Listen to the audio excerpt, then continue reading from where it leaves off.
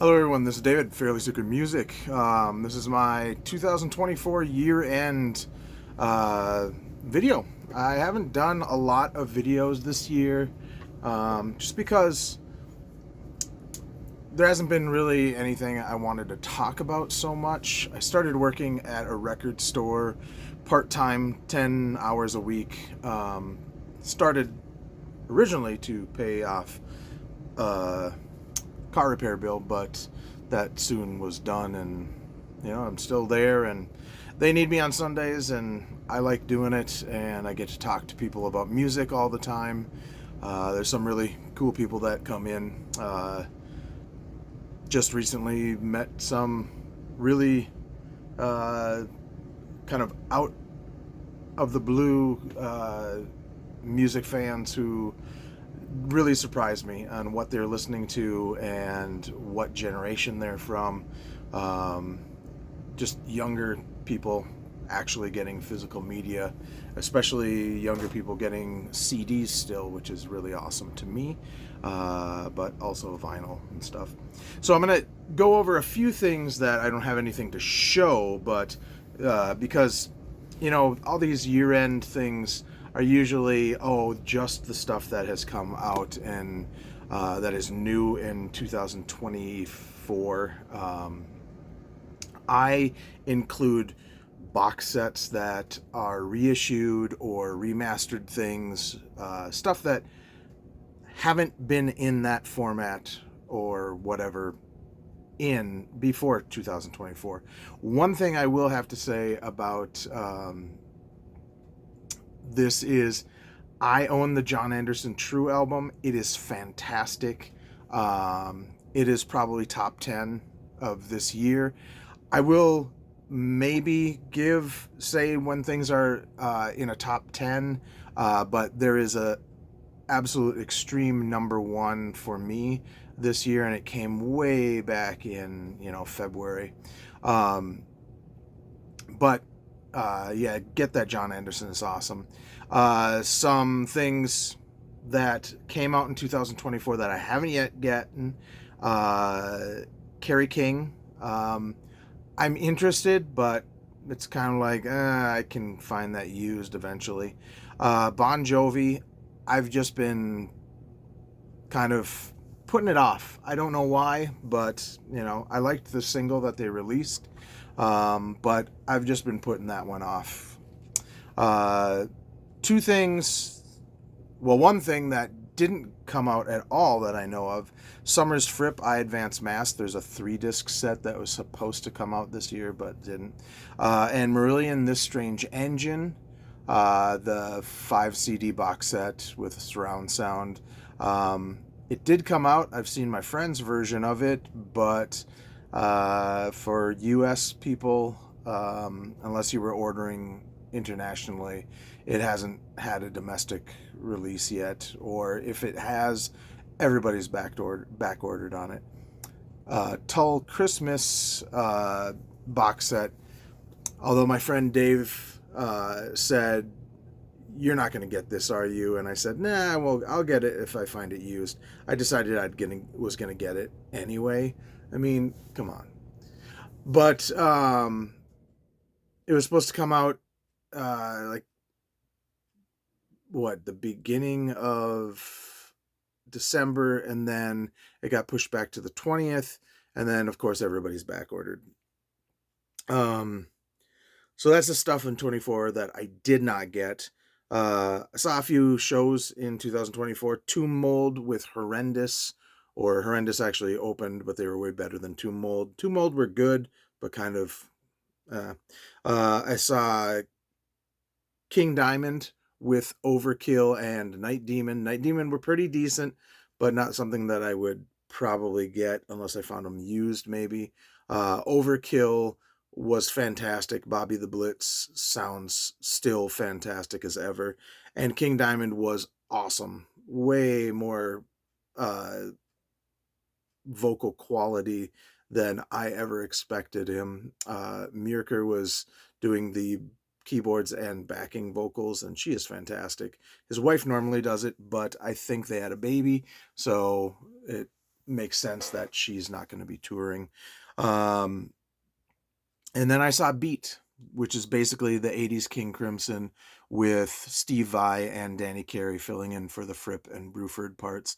You know how most shows you go to, there's a few songs that you are like, what album is this on?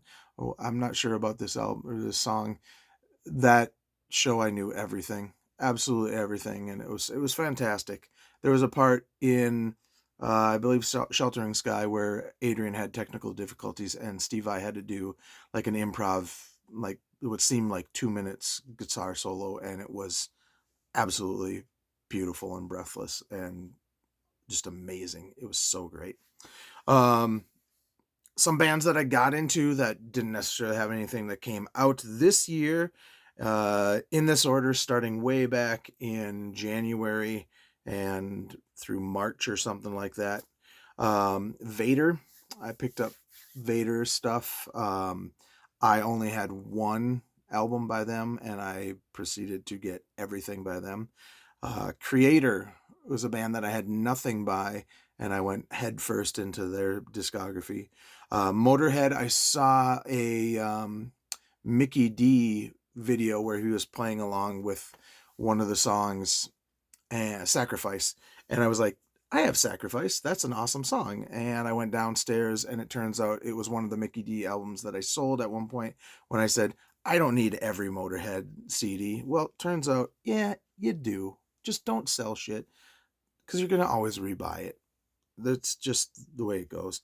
And then Wishbone Ash, I got all their stuff. I had Argus, and then a bunch of it came in used. I get great deals on used stuff. So I've been buying a lot of stuff. You'll see some of the stuff in here that I really am not even saying much about because I've only listened to it like once, maybe twice, and either it didn't connect with me at the time or I just haven't listened to it enough. But Wishbone Ash, Number the Brave, also, that album had John Wetton on it, so I had to get that. That was the only one I special ordered out of all their stuff. So what I'm going to do is just going to go through very quickly. It's already 7 minutes into this. I don't want this to be a huge video.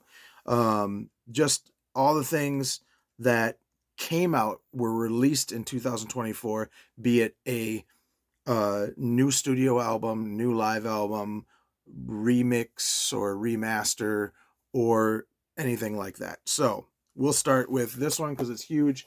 Deep Purple Machine Head, which comes with a 2024 remix, concert from 72 and 71, the Blu-ray surround sound, the quad mix, the 5.1 mix. This is fantastic. If you don't have it, get it. If it's still in print, who knows if it is. But I like Dweezil's remix, and I thought it was pretty awesome that they let him be part of this. And, Steve Wilson can't remix every goddamn thing. But you've already seen. I'm not going to show what's in things. But the 5.1 surround sound, I remember that being pretty awesome. And the remix, the stereo remix, I don't know if I listened to the stereo remix. A lot of the times, if there's 5.1, that is the first thing I will listen to. A local Minnesota band called Kimono, and this album is called Mind Out of Mind. Very, I love this artwork. Look at this. The artwork reminds me very much of Mobius style artwork. Apparently these guys were, they're from Minnesota. These guys were only online for a long time, and then this label picked them up and decided to release this on vinyl and CD. Apollon Records. I'll just let you see that. But yeah, very much in the vein of like Yes and kind of, and I can't remember exactly. I was just listening to it, but very 70s prog sounding. but with more modern stuff. And it's a 3-piece, so that's kind of neat. Um, I haven't seen them play shows. I would go see them, but you never know. Saxon, this album, Hellfire and Damnation, um, pretty damn good. My only complaint is Madame Guillotine. He pronounced it as guillotine all the time. But the Prophecy and Hellfire and Damnation were two of the stronger songs on this. I got into Saxon, I don't know when. There's probably a Saxon discography video that I did. Um, Probably 2-3 years ago, maybe 2 years ago, and have been proceeding to get all the Saxon discography. The cool thing is a bunch of them that were out of print came back into print for a brief time, so that was cool. Fall by Borknagar. This wasn't as good as True North. Nothing on this stood out to me, but I've only listened to it maybe once or twice. I was going to take all the used tags off, so I'll just show you the CD. Sodom. My coworker got this and then decided to sell a bunch of death metal things, and this was one of them. And this is called Genesis 14 or something like that. I don't know, XIX. This is the only Sodom I have, but I really like this. So I'm thinking of going backwards because with Creator, I like their newest stuff best. And then going back, the earlier stuff is kind of sloppy. Same thing with Sodom, but a little Sodom goes a long way. And but this is fantastic, and his vocals are very kind of an acquired taste. North Sea Echoes, really good, terrible things. This is Ray Alder and James Mathios from Fate's Warning doing a very mellow, acousticy, ambient kind of thing with vocals. It's good, but it it just didn't grab me. I've listened to it twice. I thought it was good, but not kind of up to par. It kind of just seems like throwaway almost. Judas Priest, Invincible Shield. I thought this was really good. I've listened to this like 3-4 times. Probably not as good as Firepower, but still decent. And this version that I have here, I believe has just the one disc. But I ended up getting this at Target because it has 3 bonus tracks on there. Come on, guys, just stop. Magnum, Here Comes the Rain. This was released really early this year, right?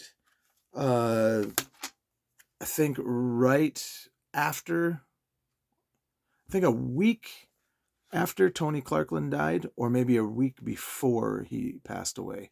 They were supposed to do a tour for this. It's good. I mean, a band like Magnum can only come up with really original stuff. What am I trying to say? It's good, but nothing that I hadn't heard before, kind of thing. I love Rodney Matthews' artwork, though. I just got a Storyteller's Night poster that the owner of the company that I work for was just like, "Oh, I have an extra 2 Rodney Matthews posters that I haven't put out," and I was like, "I really want a Magnum one, but the one that we have kind of has like the guy with the, it's the devil behind the thing," and I'm just like, well, it's kind of weird, raised Catholic kind of thing. I didn't really want that, but Storyteller's Night, yeah. Neil Morris, The Restoration, Joseph Part 2. I really liked Joseph Part 1. It had the very Jesus Christ Superstar kind of feel. Jesus Christ Superstar. wow, why can't I say that? Kind of feel. This was good, but I thought the first part was way better. Um, Speaking of what I hoped to be way better, is after I believe 13 years, Sleepy Time Grill Museum. Oh, I went to see them also. I thought they were really, really good live. They're always really good live. I really just like their first two albums more than anything they've done since, and even as Free Salamander Orchestra or Exhibit, sorry. But it was cool to finally get this out. This they had been working on or had written most of it about 13 years ago, and then they broke up, and then so they did this tour, and it was pretty cool. Present, which is members, former members of Universe Zero, Roger Trudeau passed away before this was completed. It is good. It's just that I constantly compare them with Universe Zero, and unfairly so, but because it has former Universe Zero members, and it's just this. Yeah, I don't know. Really screwed the pooch on explaining that one. Rage, too long. It's 2 discs, and I can't remember a darn thing about this. It's called After Lifelines. Um, I should listen to this again, but you know, it is what it is. The Black Crows, Happiness Bastards. I thought it was good, um, but again, nothing we haven't heard before from these guys. I think the last thing that I really thought was exceptional by them is either Lions or Amorica. And that's saying a lot because they've had a lot since then. Man, I need to shave my head. Anyway, as you can see, none of this is in order of the release. Pearl Jam, Dark Matter. I thought it was good, but I liked the one that they released during COVID with the weird like Glacier or whatever, and they had one song that sounded like Pearl Jam being a new wave band, and I wish they would just go in that direction all the time. Um, I had only the very first Michael Schenker Group CD, so this filled in everything except for the live album, which I ended up getting, and I got the one with the bonus tracks. So this was awesome that they put this out. I like the way it comes like that. Had a huge booklet too. I think I did a unboxing of this, so that was awesome. Bruce Dickinson, I like it, but there wasn't anything that really stood out to me, and I'm glad I got this version rather than the big version. Big version is just horrible, and the way you have to pull the CD in and out of that packaging was horseshit, complete horseshit. When are they going to learn that we have to take these out to play them, and they're going to get all scratched up? Ulcerate, another great album by these guys who just, they keep on impressing me, especially the drummer. Um, this one also is called Cutting the Throat of God, and I just really like that title too. I don't really like the artwork so much, but they've never had really good artwork. That's one thing that sucks. Go to watch their drummer play. I can't remember which album is the last album. All of his drum parts. They have like 1 or 2 minutes of each song, and it is fantastic just watching him play. Striper, we go through from Cutting the Throat of God to Striper to Hell with Amps. hell with the amps. This was supposed to be a limited edition uh, fan club or like website only, and then they decided to do it. It's them doing all of those songs. I don't know if you can see that. That's not going to stay in focus. Um, but all of them acoustically, it's pretty good. Um, Nothing that got me super stoked, but Black Sabbath, Anno Domini.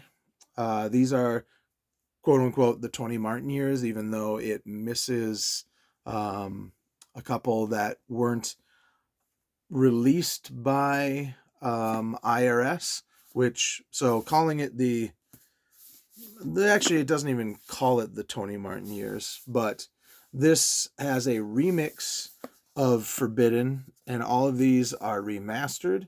None of them come with lyrics, so I had to keep the original CDs that I had because I like having lyrics.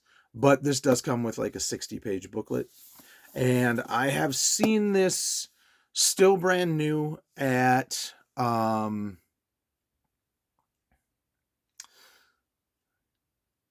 gosh, was it Electric Fetus and Down in the Valley, and I think it was one other place where I was like, oh shoot, they have that here too. I just can't remember where I went. I go shopping a lot. Um, what else do we have here? One of the worst covers in the history of Deep Purple. Uh, Deep Purple equals one. Does that mean they are all for one and one for all type thing? This has Bob Ezrin producing, and this is the first one without Steve Morris in what, like 24 years or something crazy like that. So this is way more rockin'. Do not get this version, which includes the 60-minute band documentary, because that documentary was horseshit. The previous one that they did, where it had making of, was really good. But I can't remember which one that was. I got this Mr. Big used, which is honestly, this is 10. Is it 10? Yep. This is the last studio album that they're going to do. And it's a shitty way to go out because Eric Martin's vocals don't sound that great. They sound good for what he can do now, but he sounds so different. And I originally wasn't going to keep this. I was really just going to give this to my friend Rob. But after a while, I hadn't seen him, and I thought, screw it, I'll just keep it. Because I do have all the rest of them, except for that new live one, which I don't think I would get unless I found it used. But yeah, his voice um, just really didn't do anything for me on this one, even though it has Nick DiVirgilio on it. Oh well. I have other bands that have Nick playing. Striper, When We Were Kings. I remember thinking this was pretty decent, but again, kind of, yeah, we've heard this before. Well, no. That was the last album. Yeah, last album. This actually reminds me more of the Soldiers in the Command, To Hell with the Devil, In God We Trust era. So I did like this a lot more than I thought I was going to, and I was glad that he didn't do a ton of screaming, and that, just melodically it was way better than, it was less metal and more just rock. But can you get any more of a like Jesus Christian vibe than that album cover? Not that that's a bad thing. I don't care. I've been a Striper fan forever. They are my first concert, Soldiers Under Command. But yeah, uh, I have been looking for this for the longest time. I had it on cassette, and this is the version with Vic Wright singing on it. Um, I believe this has a bonus track. I believe, yeah. Uh, Madame Guillotine. Didn't that Saxon CD have a thing called Madame Guillotine? Okay. Madame Guillotine, Breakout, Forever, or Fever, and Attack Attack. But the main album is where it's at. Tokyo Blade. This is the only Tokyo Blade that I own. And part of me thinks I should check out more. There's a version of this album with the original singer before he decided to quit because they were like, oh, the label told us we have to get rid of you. Leprous. Yeah, it's good. It's just not really grabbing me. The last one that grabbed me was the one with Below. I can't even tell you what that album is called either, but um, you know, it's leprous being leprous and probably not repeating themselves. They continually are changing, but it always depends on whether the songwriting is good enough for those changes. Flotsam and Jetsam. What is this called? I Am the Weapon. This is fantastic. This is top 10 of this year. And of the top 10 stuff, I would say if it would only be new studio albums, but yeah, this is great. My favorite song is Black Wings, which is the very last song, and that's a great thing because you should always have an amazing song be your very last song. However, My Dying Bride just kind of bored the shit out of me. It's okay. And then they were supposed to do this big festival, and they had internal problems. And then the singer went off to do a band called High Parasite. There's another CD that I haven't got yet. And now they're getting the Swallow the Sun guy to cover for at least one show. And all the fans are having complete meltdowns about Aaron leaving the band for good and stuff. But honestly, they kind of need something to kind of make a change and make it so it's kind of new and fresh again. This one was called Immortal. I don't even know what does that say. Immortal Binding. Warrior Rock, Toya on tour. I listened to the two live. Wait, the one live thing. What the hell? Yes, these are all CDs. Some of her stuff have DVDs and stuff. Wait, is that a DVD? Apparently, I did not pay attention enough to this, but I have listened to most of this. It is live, mostly from one show on the first disc, and then there's outtakes, live sound checks, and then a bunch of stuff from various things. This is the second to the last thing before there's probably going to be another live thing, but that's the one thing with Toya. Even though I want everything, sometimes it's just like, okay, you do an album, live album, live album, and it's just like overwhelming. I had most of the shit in this, but I had to buy it again because there's 5.1 surround sound because it's one of these books. Honestly, this and the Christmas one are just because I'm a completist and I need them, because I will be irritated when I look and I go, oh shit, I don't have that. But I had pretty much had everything. Bursting Out Part 1 and 2, soundcheck recordings, yes. Bursting our live at Madison Square Garden, yes. CD, audio, video. Yeah, I had like 80% of everything on here, I think. I'm just not sure anymore. Let's see. Blind Guardian. So Somewhere Far Beyond, they revisited this. I believe they remixed. No, this is the re-recording, I believe, of the whole thing. So this is the version with disc A is re-recorded, disc B is them playing it live, and then disc C is the Blu-ray live at Hard Rock Festival in 2022 and live at Hellfest in 2023. I have both versions of this because I was like, oh, I should sell that other one that I bought, and I did not. So, yes. So I have like 4 versions of this because I had the 2-disc version where it had the original mix and then the remix, and then this is re-recorded, and then I have the single disc version, or the 2-disc. Is it single? Yeah, I just have the single version.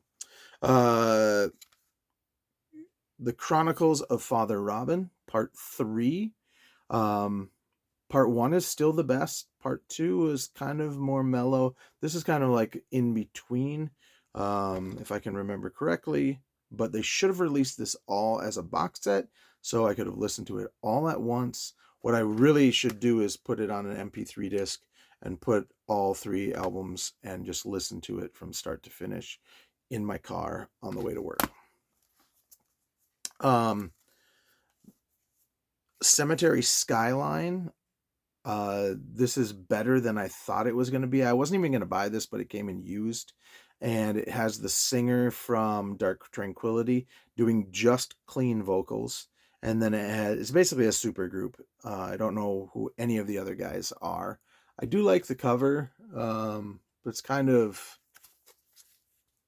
I don't know, at the same time it's kind of tacky if you ask me, but I don't know, it's neat, and then it's not. They Might Be Giants.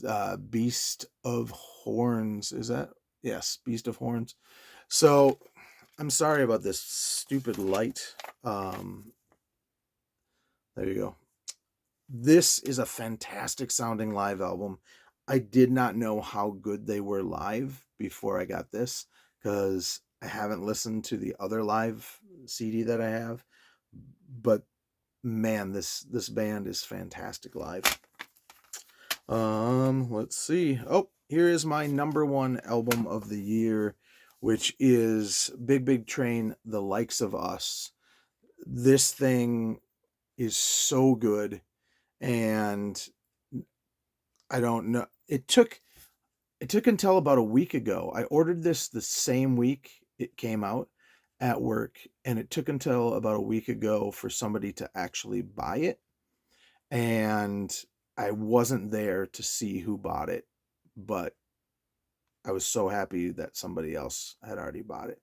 My friend Chad also bought it, but he ordered it through Amazon, and he loved it too.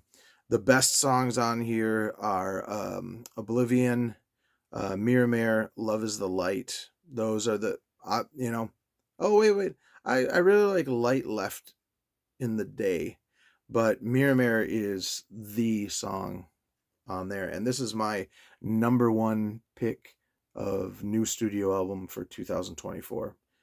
Big Big Train, The Likes of Us.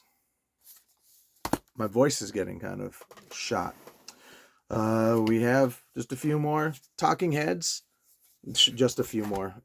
Probably a good third of what I've already done. Or maybe half of what I've done. Talking Heads, Stop Making Sense. This is bullshit that this did not also include the DVD or Blu-ray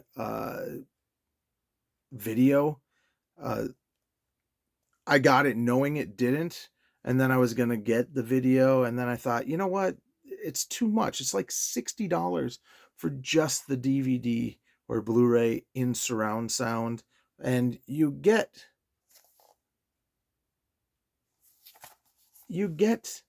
the thing in surround sound right here in 5.1. So I don't know why they didn't do that. I know it's probably because of stupid copyright and or rights and stuff with the movie, but they should have done it in a big 1 package for everything because that was bullshit. It Bites FD Return to Natural. This is okay. I like Francis Dunnery, but I compare every It Bites thing to Maps of the Past, and Maps of the Past with John Mitchell in the band is just way better than anything that came before or comes after. And this basically sounds like a Francis Dunnery CD with some side guys. It's cool that Chad Wackerman plays on here, but in the live DVD that he did of the It Bites stuff, he had some really great players on that. I think the only person that is kind of like a holdover is Paul Brown, who is the bass player. I do like that cover though. And it is a decent album. It just sounds more like a hey, I'm gonna take my Francis Dunnery stuff and kind of just make it a little bit more It Bites like. IQ Weekend, what can I say? Weekender, sorry. This is a 4-disc set. I believe they do all of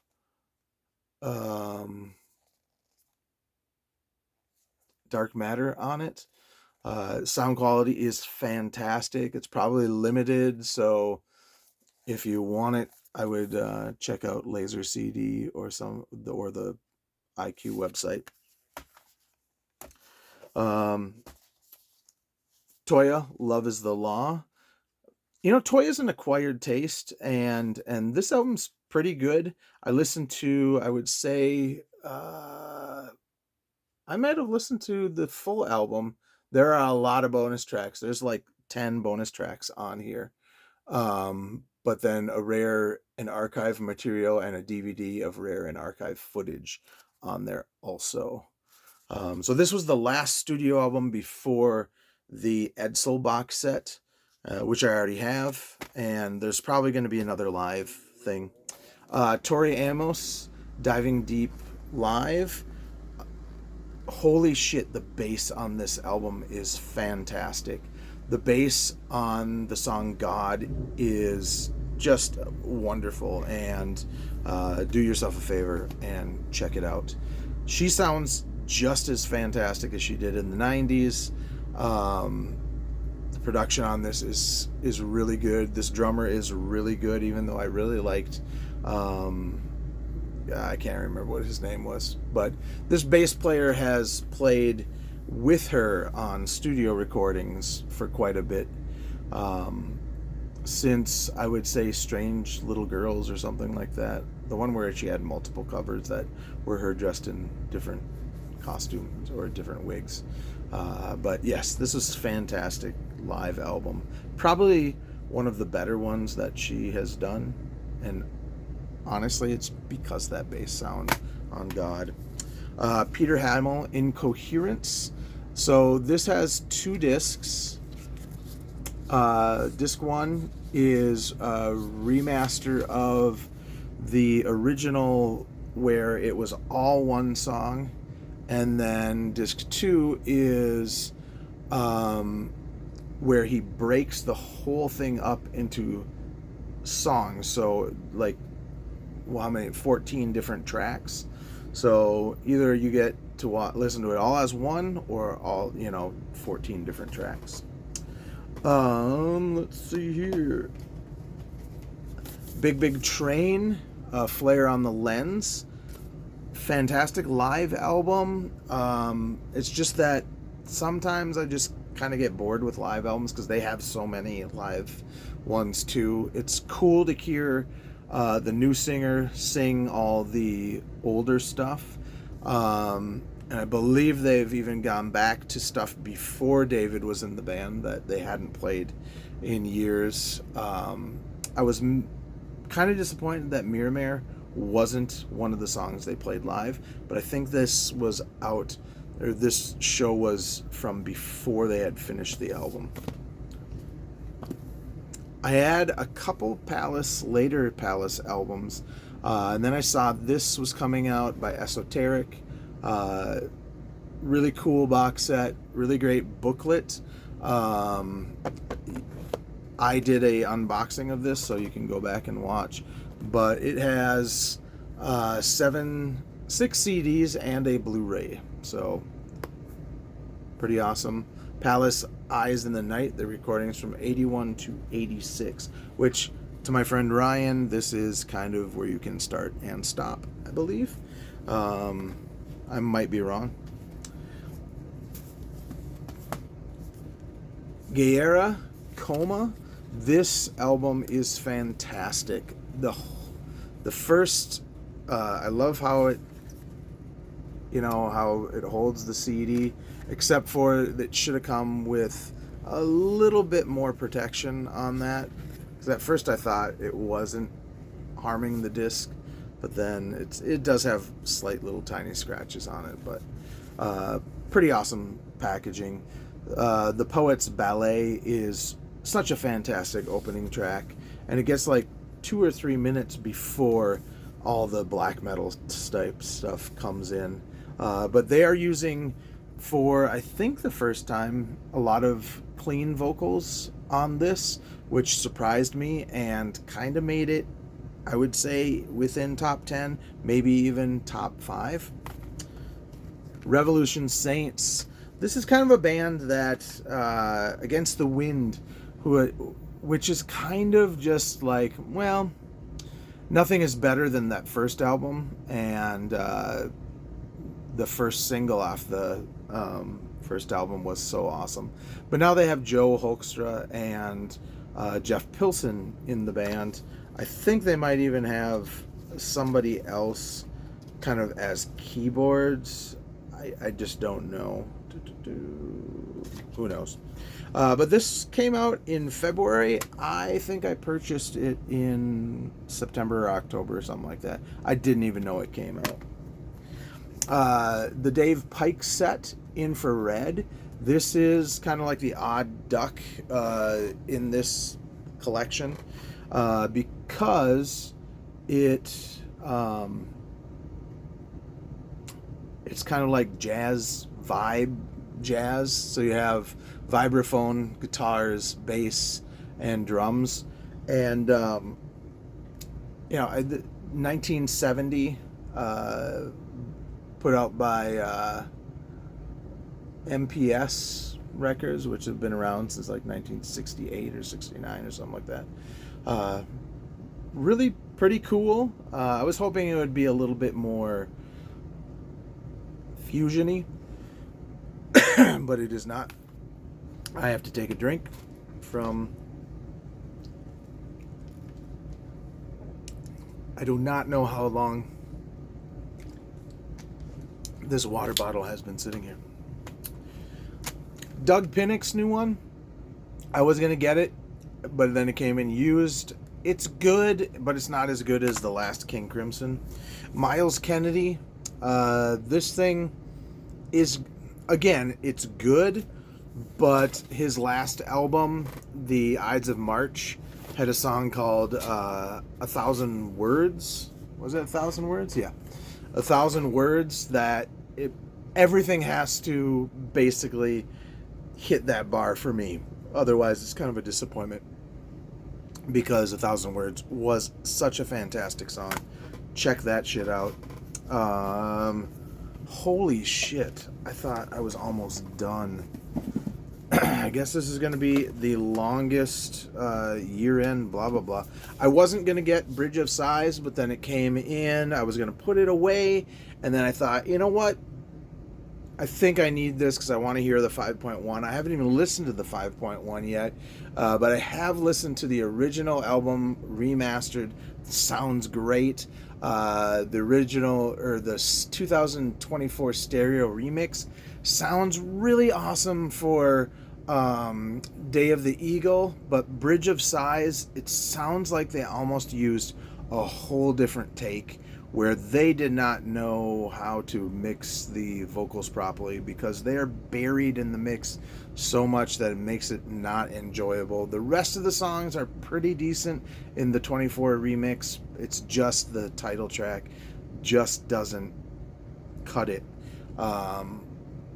hopefully the 5.1 is cool. And I just put a 5.1 set in my bedroom so I can listen to 5.1 in the comfort of my bed, which is awesome. Frost double disc, uh, pretty good. Again, John Mitchell is in this band. I unfairly judge everything he does according to how awesome I think It Bites Maps of the Past is. Um, the new Black Country Communion, pretty decent. Uh, Sometimes Glenn screams a little bit too much for me. I do like the production on this one better than the previous one, which I just also got. I listened to both of these yesterday. Um, Although the songs on the previous album were, I think, better. The production on this one was better. I like the drum sound a lot better. I have well, not every version, but I have 3 different versions of this. I have the original Hollywood one, the 2-disc version, and then this. This does have the best mix out of all of them. This is the 2024 mix. Richie Kotzen, what album? What's this called? Nomad.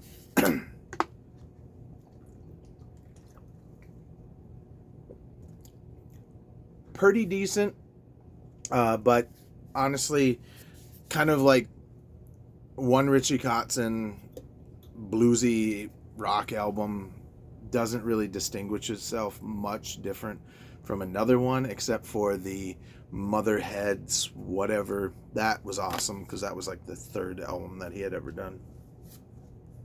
1349, this is one that was impossible to find. Finally came in, it actually came in used when we couldn't get it, so I just got it used. It's good. It's just kind of more of the same black metal. Same with this, Weather Systems. This was, a lot of it was supposed to be the the Anathema album that got abandoned when they broke up. It's decent. It's just not as good as the album Weather Systems. Nile, what's this damn thing called? The Underworld Awaits Us All. Decent. I think the artwork is actually more interesting than what's actually on the album, which isn't saying much. No, it's good. It's just, it's Nile. I mean, they're not doing anything that's really different. Neil Morris and the Resonance. This is his new project with some local guys from where he lives. Seeing as Mike Portnoy is off and doing Dream Theater again. I've listened to all of this. God, what was the Thief, I think was the first single. I thought that was decent. Um, and I do like the dual vocals on it. I thought their drummer was really cool and the bass player's decent. The problem with Neil Morris is he puts out so much stuff, it kind of all blends together. I have not even listened to this. This is a Tears for Fears album. This is the version with the 4 bonus tracks. And then there was a Target exclusive with 5. So my friend got pissed off, bought the one with 5, and then gave me this. I don't know if he knows because there's a 5.1 surround sound version of it. This is where I'm going to make enemies. Blood Incantation. To me, they're just kind of decent 90s death metal. And then they have an alter ego of a band that really likes Goblin, John Carpenter scores, and like 70s prog. And they never really meld the two together. It's just alternating between those two genres. It's decent, but I don't know why everybody thinks it's so great. This would not make my top 10. Amorphous, Tale of a Thousand Lakes, live at Tavastia.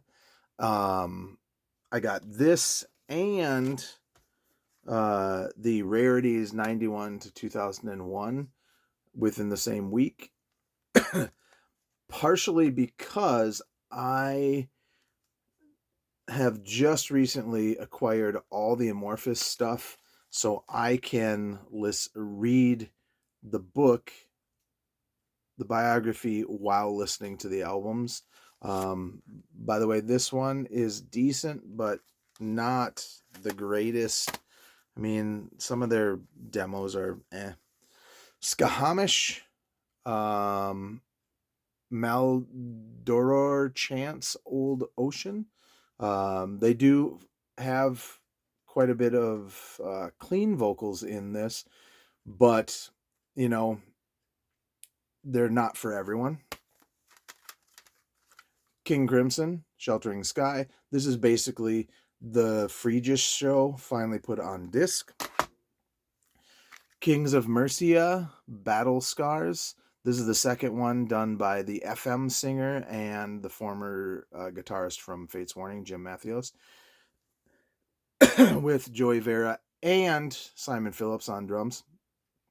I kind of think this one's better than their first one, but I would have to do a comparison. But I did listen to this like 2 or 3 times and never got bored. Some really good songs on there, but I can't tell you anything that really stood out. Oh my gosh, we're almost there. Tragically Hip. I had an obsession with Tragically Hip after watching that 4-part documentary, and this is fantastic, except for the songs that were unreleased weren't as good as the 5 or 6 songs that were part of the Road Apples thing. I think that was Saska Philadelphia. I've yet to listen to the 5.1 version. Ishan or Isan or whatever his name is, the singer from Emperor.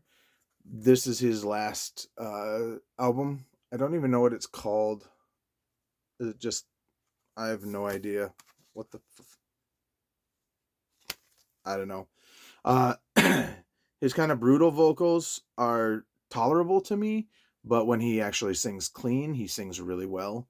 The only thing he doesn't do on here is like strings and drums. Re-release of The Awful Truth, which is basically 2 guys from the rhythm section that went on to be in the Galactic Cowboys. Very much kind of in the vein of early King's X, produced by Sam Taylor for the Wiley Salas Music Works stuff. I have loved this album since it came out. In what year was that? Probably 90 or something like that.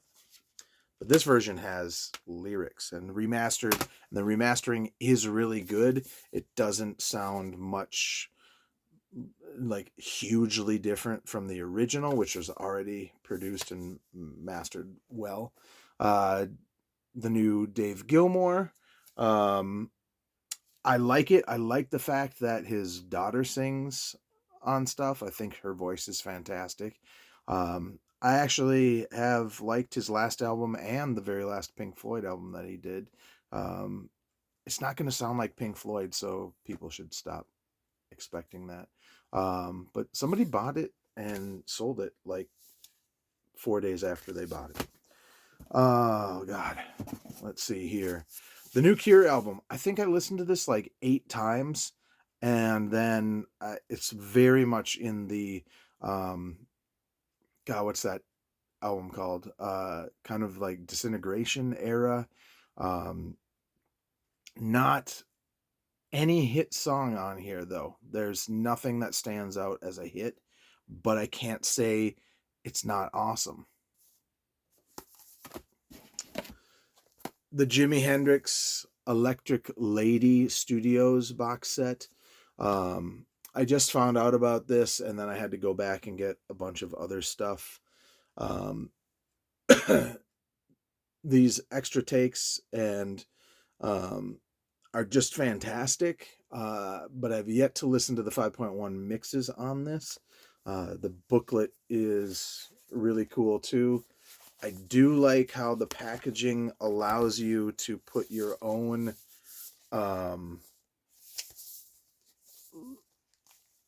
these kind of sleeves in there and still not, they don't wrinkle up, and you can still shut the packaging. So that was pretty decent. Although, why were the CDs in those slots on their own to get scratched up when the Blu-ray has its own sleeve that you can take out? Three things left, and hopefully this will be right under the hour mark. Talking Head 77. I haven't even cracked open this damn thing yet. Really. I bought it, and I just haven't gotten around to listening to it. And last but not least, the two things that were huge on my list this year for getting released is Fish, Vigil and Wilderness of Mirrors, and Internal Exile. I'm happy to finally not have to order overseas. I was going to get both of these in the 3-disc version just so they matched all my other stuff. But then I just started thinking reasonably, and I was like, that's a lot of money that you could spend on other things. But these things are fantastic, except for this one. They screwed up majorly and buried the bass, and the bass was one of the highlights of this album. But what are you going to do? They're still fantastic, and I'm still glad I have them. I think I've done an unboxing video of those. So that was my year in music. Remember, Big Train, The Likes of Us, #1. Have a great year. You might see me doing one of those weird vinyl tag videos or whatever, but most of the time those questions are just kind of pointless and dumb. It's just like, ugh. That's how I'm gonna end this.